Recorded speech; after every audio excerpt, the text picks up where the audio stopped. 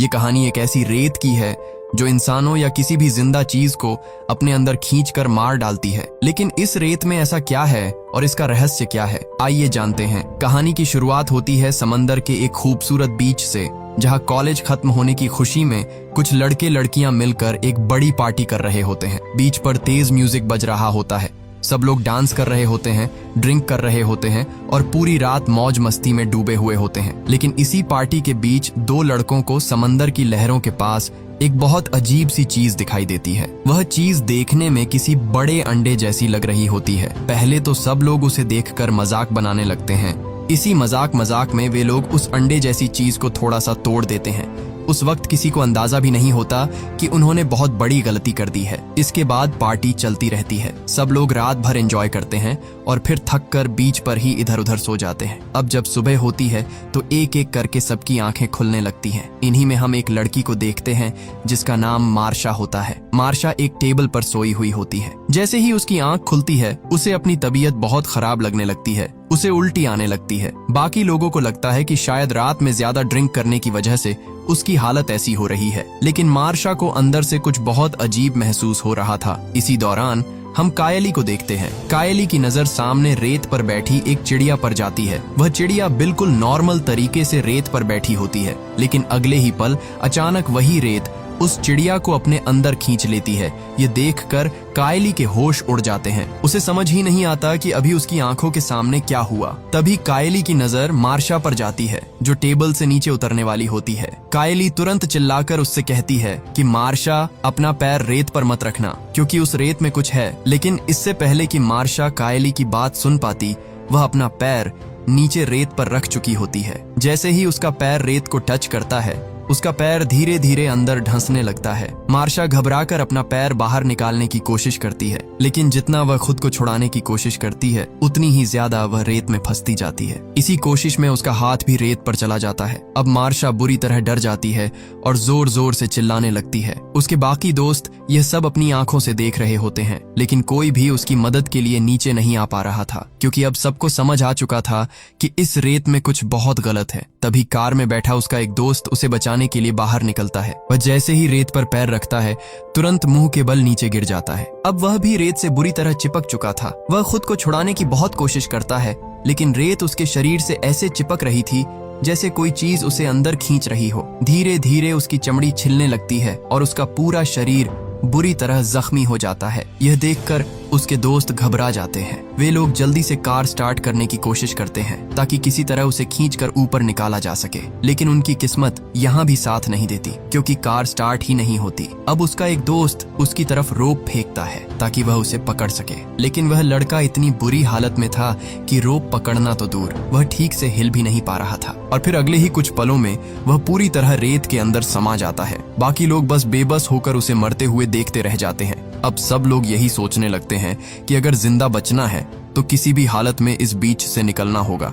अब जुनाह फिर से कार स्टार्ट करने की कोशिश करता है। वह बार बार इग्निशन घुमाता है, लेकिन कार किसी भी हालत में स्टार्ट नहीं हो रही थी। अब सबकी टेंशन और ज्यादा बढ़ जाती है, क्योंकि कार ही उनके बचने का सबसे आसान रास्ता थी। इसी दौरान हम गिलबर्ट को देखते हैं। गिलबर्ट एक मोटा लड़का होता है जो पास में पड़े एक ड्रम के अंदर फंसा हुआ था। वह पूरी रात उसी ड्रम के अंदर सोया हुआ था, इसलिए उसे अभी तक ठीक से पता भी नहीं था कि बीच पर क्या हो चुका है। अब गिलबर्ट उस ड्रम के अंदर हिलने डुलने लगता है। तभी उसके दोस्त उसे चिल्लाकर कहते हैं कि बिल्कुल मत हिलो, अगर तुम नीचे गिर गए तो रेत तुम्हें भी अपने अंदर खींच लेगी। लेकिन गिलबर्ट को लगता है कि ये सब लोग उसके साथ मजाक कर रहे हैं। वह कहता है कि तुम लोग मेरी फिरकी ले रहे हो क्या, क्योंकि उसने अपनी आंखों से किसी को मरते हुए नहीं देखा था, इसलिए वह बार बार हिल रहा था। तभी उसका एक दोस्त उससे झूठ बोलता है कि चिंता मत करो, हमने मदद के लिए कॉल कर दिया है, अगले 2 घंटों में कोई ना कोई हमें बचाने आ जाएगा, बस तुम शांत रहो और नीचे गिरने की कोशिश मत करना। यह सुनकर गिलबर्ट थोड़ा शांत हो जाता है, लेकिन असल में यह बात झूठ थी।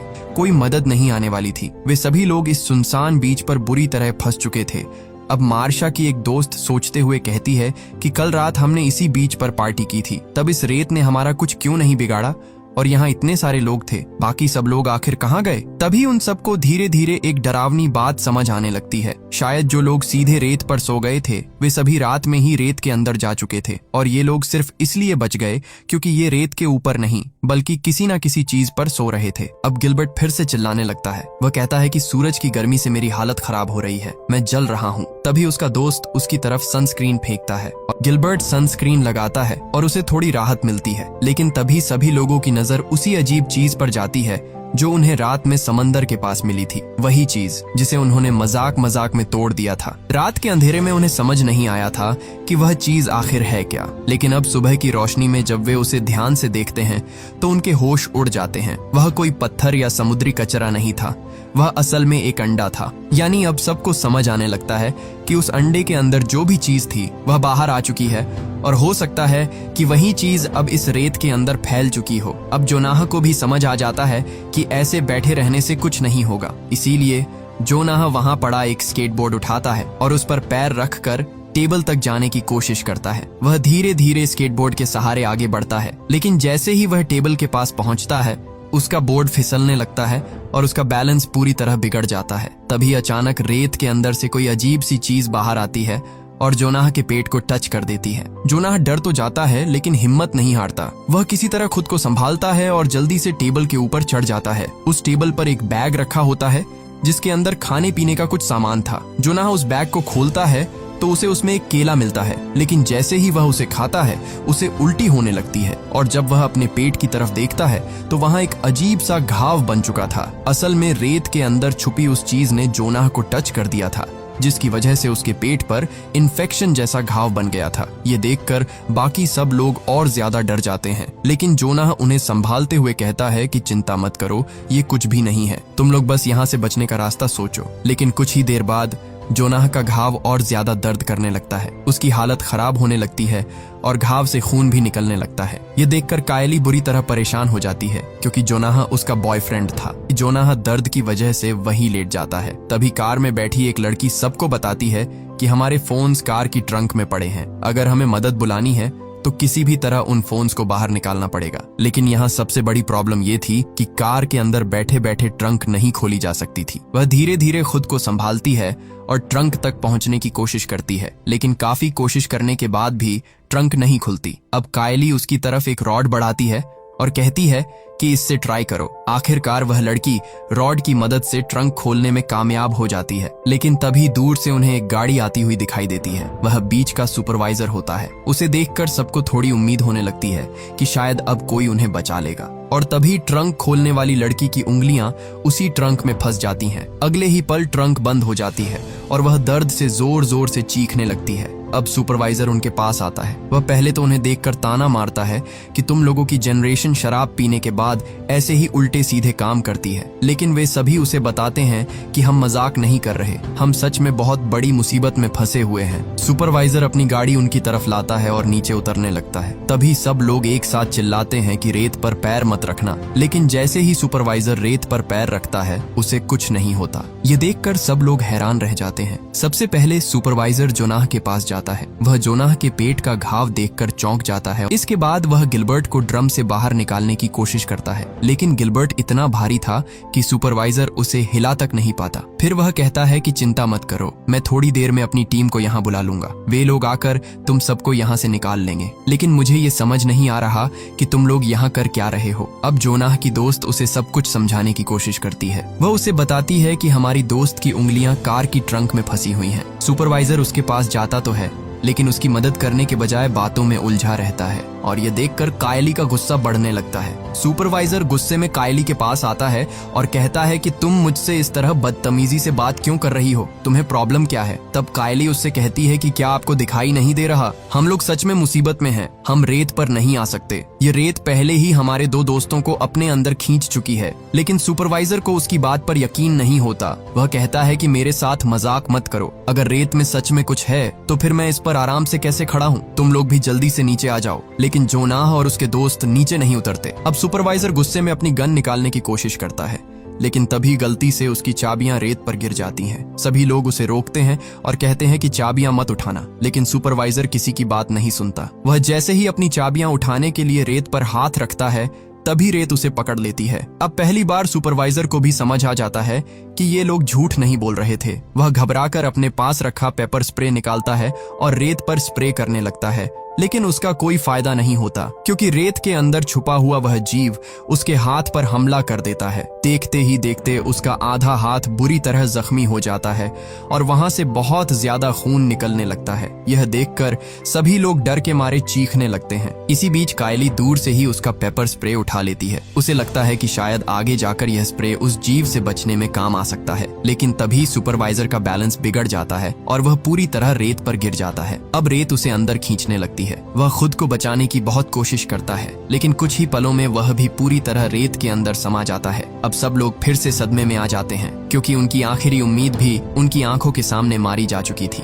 इसके बाद ऊपर कैबिन में बैठे जोनाह के दोस्त आपस में बात करते हैं। तभी उन्हें समझ आता है कि सुपरवाइजर को शुरू में इसलिए कुछ नहीं हुआ था क्योंकि उसके जूते बहुत मजबूत थे। उसकी स्किन सीधे रेत को टच नहीं कर रही थी, लेकिन जैसे ही उसने अपना नंगा हाथ रेत पर रखा, उस जीव ने उसे पकड़ लिया। इसीलिए कैबिन में बैठा वह लड़का अपने दोस्तों से कहता है कि मेरी तरफ टॉवल फेंको। अगर हम टॉवल को अपने पैरों पर बांध लेंगे तो शायद हमारी स्किन रेत को टच नहीं करेगी और हम यहाँ से निकल पाएंगे। अब उसके दोस्त उसकी तरफ टॉवल फेंकते हैं, लेकिन टॉवल पकड़ने के चक्कर में उसका बैलेंस बिगड़ जाता है और वह सीधे नीचे रेत पर गिर जाता है। जैसे ही वह रेत पर गिरता है, रेत के अंदर से धागों जैसी कई चीजें बाहर निकलती हैं। वो चीजें असल में उस क्रीचर के टेंटिकल्स थे। वे टेंटिकल्स उसके पूरे शरीर से चिपक जाते हैं और उसका खून खींचने लगते हैं। वह दर्द से जोर जोर से चिल्लाता है, लेकिन कोई भी उसकी मदद नहीं कर पाता और देखते ही देखते वह भी बाकी लोगों की तरह रेत के अंदर गायब हो जाता है। यह देखकर सभी लोग और ज्यादा डर जाते हैं। इसके बाद कायली चांदा से कहती है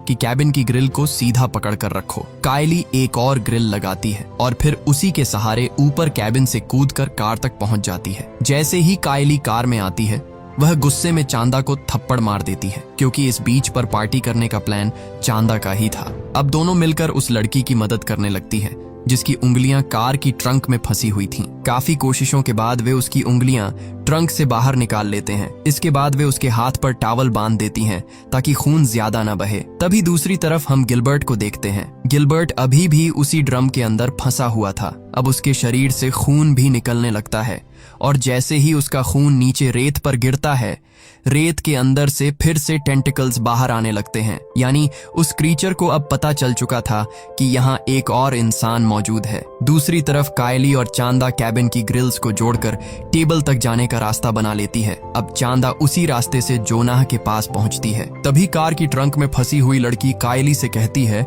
कि अब तुम्हें यहाँ से चले जाना चाहिए क्योंकि मेरे हाथ से खून निकल रहा है और अगर ये खून रेत पर गिर गया तो वह क्रीचर हम पर हमला कर देगा। इसीलिए कायली भी उसी ग्रिल के सहारे चलकर वहां पहुंच जाती है। अब आखिरकार वह घायल उंगली वाली लड़की भी ग्रिल पर चलना शुरू करती है। वह बहुत संभल कर आगे बढ़ रही होती है, लेकिन उसके हाथ से लगातार खून निकल रहा था। तभी अचानक उसके हाथ से खून की कुछ बूंदें नीचे रेत पर गिर जाती हैं और जैसे ही वह घबराकर खुद को संभालने की कोशिश करती है, उसका बैलेंस बिगड़ जाता है। वह सीधे नीचे रेत पर गिर जाती है। बाकी लोग उसे बचाने के लिए चिल्लाते रह जाते हैं, लेकिन अब बहुत देर हो चुकी थी। रेत उसे भी अपने अंदर खींच लेती है और वह भी देखते ही देखते गायब हो जाती है। दूसरी तरफ हम गिलबर्ट को देखते हैं जिसके ड्रम पर भी खून गिर रहा था और उसी खून की वजह से रेत के अंदर छुपे टेंटेकल्स अब उसकी तरफ बढ़ने लगते हैं। अब हम चांदा को देखते हैं। चांदा अपने पैरों पर टॉवल बांधती है और धीरे धीरे रेत पर चलना शुरू करती है। इस बार उसे कुछ नहीं होता, यानी टॉवल की वजह से उसकी स्किन सीधे रेत को टच नहीं कर रही थी। चांदा जल्दी से सुपरवाइजर की कार के ऊपर चढ़ जाती है। ये देखकर गिलबर्ट भी खुश हो जाता है। उसे लगता है कि अब शायद सब लोग यहाँ से बच जाएंगे, लेकिन गिलबर्ट को यह नहीं पता था कि नीचे से उन टेंटिकल्स ने उसके ड्रम को अंदर ही अंदर खोखला कर दिया था। अब अचानक वे टेंटिकल्स काफी बड़े हो जाते हैं और गिलबर्ट के पूरे शरीर से लिपट जाते हैं। गिलबर्ट दर्द से चिल्लाने लगता है।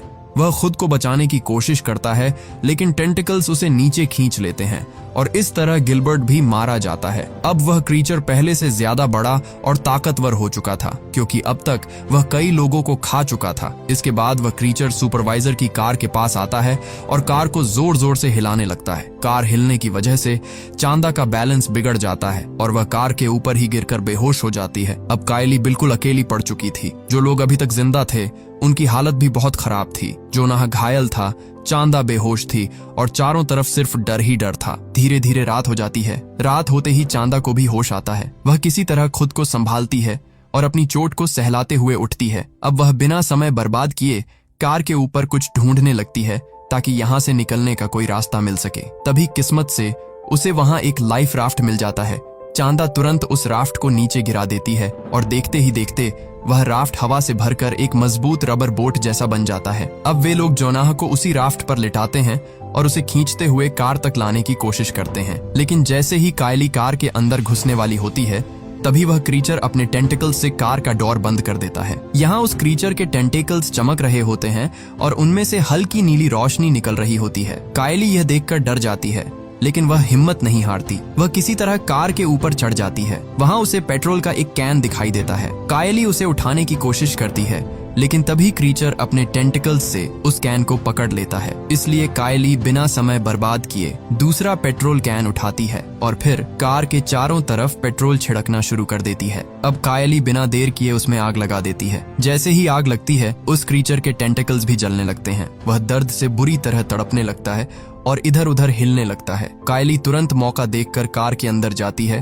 और दरवाजा बंद कर लेती है, लेकिन वह क्रीचर अभी भी पीछे नहीं हटता। वह अपने टेंटिकल्स से कार का दरवाजा खोलने की कोशिश करता है।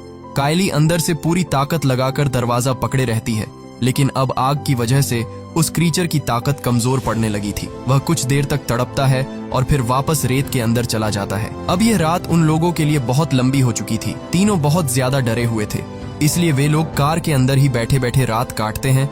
जब सुबह होती है तो कोई उनकी कार का शीशा खटखटाता है। कायली आंख खोलकर देखती है तो बाहर एक पुलिस ऑफिसर खड़ा होता है। अब कायली धीरे धीरे कार से बाहर आती है। वह बहुत डरते हुए अपना पैर रेत पर रखती है, लेकिन इस बार उसका पैर रेत से नहीं चिपकता। ये देखकर कायली को थोड़ी राहत मिलती है। फिर चांदा भी बाहर आती है।